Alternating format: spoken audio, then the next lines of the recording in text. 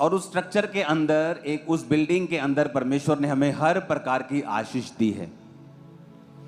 अगर मुझे आत्मिक आशीष चाहिए तो जिस तरह आप मॉल में जाते हैं, जो बड़े बड़े मॉल आज खुल रहे हैं, उसमें अगर आप जाएंगे आपको दुनिया का हर सामान मिलता है। आपको मेकअप का सामान चाहिए मिलता है, आपको कपड़े चाहिए मिलते हैं, आपको घड़ियां चाहिए मिलती हैं, आपको शूज़ चाहिए, आपको बच्चों के कपड़े चाहिए, आपको दुनिया की हर चीज़ उसके अंदर, मोबाइल से लेके, सुई से लेके, धागे से लेके, गाड़ियों से लेके, सब कुछ वहाँ मिलता है। तो परमेश्वर ने एक ऐसा स्ट्रक्चर, एक ऐसा स्पिरिचुअल मॉल हमारे लिए बनाया है कि उसके अंदर सारी चीज़ें हैं। उसके अंदर आत्मिक आशीष है, उसके अंदर शारीरिक ब्लेसिंग्स हैं।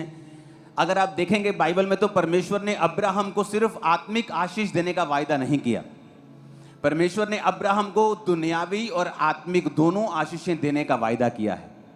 क्योंकि ये दुनिया जो बनाई है ये शैतान ने नहीं बनाई, ये परमेश्वर ने बनाई है। और इस दुनिया की सारी आशीषें जो हैं, जो परमेश्वर ने बनाई है।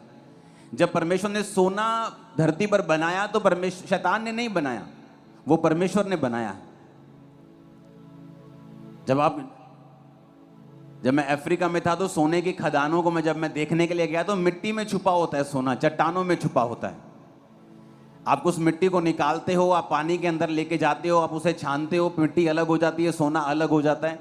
ये सारी चीज़ें परमेश्वर ने बनाई हैं।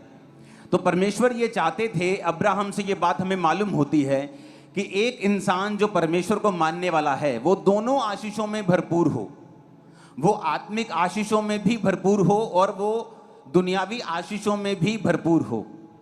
इसलिए प्रभु यीशु मसीह ने यह भी कहा था कि अगर तू पूरी दुनिया को हासिल कर लेगा और अपने प्राण को खो देगा तो तुझे क्या हासिल होगा।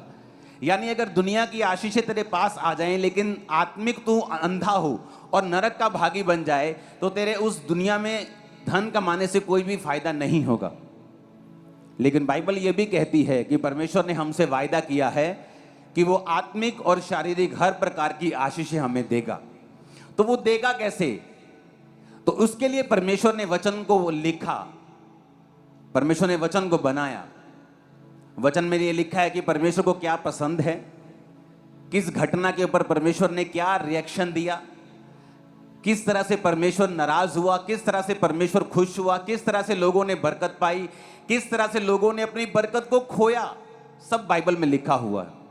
नहीं तो आज ये हजारों साल पुरानी जो पुस्तक है हमें पढ़ने की जरूरत नहीं है। जब कुछ लोग क्रिश्चियन लोगों को पूछते हैं आपने बाइबल पढ़ी हुई है? हाँ मैंने बाइबल पढ़ी हुई है, सारी बाइबल पढ़ी हुई है, सन 1987 में मैंने सारी बाइबल पढ़ी हुई। उन्हें यह समझ नहीं आता कि परमेश्वर ने वचन इसलिए लिखा है कि अपनी रोज की जिंदगी में हम इसे लागू कर सकें, और ये वचन ही हमारी हेल्प करता है, और ये वचन ही हमें रोशनी देता है कि हमें अपने बिजनेस में, अपनी हाउस में, अपने घर में, अपनी डेली लाइफ में हमें किस तरह से जीना है, किस तरह से हम जयवंत जीवन जी सकते हैं, सक्सेसफुल जीवन जी सकते हैं, बिना स्ट्रेस, बिना स्ट्रगल के भी हम अपनी लाइफ को बिता सकते हैं। ये सारा कुछ वचन में लिखा हुआ है। इसलिए एक बार बाइबल पढ़ लेने से, या बाइबल आपने सुनी हुई है, या आपने बाइबल का कोर्स किया है, या आपने पास्टर का कोर्स किया हुआ है, ये आपको एलिजिबल नहीं करती कि आप परमेश्वर के नज़दीक हैं, या आप परमेश्वर के वचन को जानते हैं, या करंट परिस्थिति में आपके रिलेशन परमेश्वर के साथ स्ट्रांग हैं और आप उसकी विल को जो अभी आपकी लाइफ में है आप समझते हैं। वो तभी हो सकता है अगर आप रोज परमेश्वर के साथ अपने संबंधों को कायम करें। तो थर्सडे कौन कौन आया था? वीरवार कौन कौन आया था? कौन कौन नहीं आया? हाथ खड़ा करो।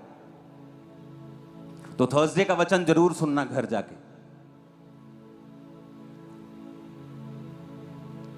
उसमें मैंने एग्जाम्पल दिए कि किस तरह से मैंने जब इंजीनियरिंग के एग्जाम दिए थे तो एंट्रेंस एग्जाम होते थे,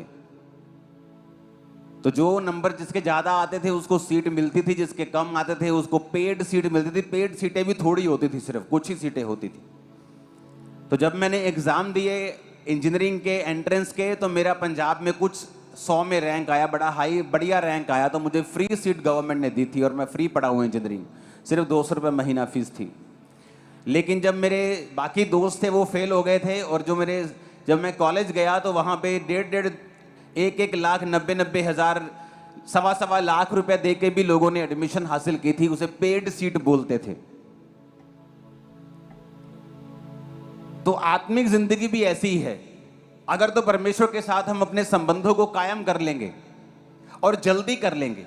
अगर आज आप यूथ हैं और सिर्फ मम्मी के कहने पे चर्च में बैठे हैं कि आपका परिवार चर्च में आया है, सिर्फ आप इसलिए चर्च में हैं और आप सोचते हैं कि आपको परमेश्वर की जरूरत नहीं है, तो ऐसा नहीं है। एक टाइम आएगा जब आपकी शादी होगी, एक समय आएगा जब आप थोड़ा उम्र के हो जाएंगे, फिर वही कोर्स जो अभी मैं आपको बता रहा हूं कि परमेश्वर के साथ अपने संबंधों को कायम कर लो, वही कोर्स आपको फिर करना पड़ेगा, लेकिन ज्यादा मुसीबतों के साथ करना पड़ेगा।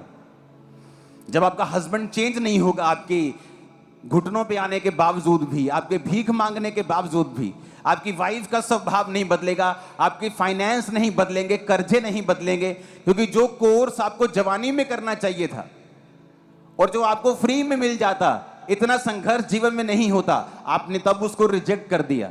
आप पढ़े नहीं। और उन बच्चों की तरह जो मेरे साथ थे और पेड सीट पे देके, पैसे लाखों रुपए देके सीट को हासिल किया था, फिर आप उनमें आ जाएंगे कि आप वही कोर्स करेंगे जो पहले फ्री मिल रहा था, लेकिन बाद में ज्यादा चिंता, ज्यादा आंसुओं के साथ और ज्यादा संघर्ष के साथ। तो कोर्स तो करना ही पड़ेगा, ये तो पक्की बात है। इसको तो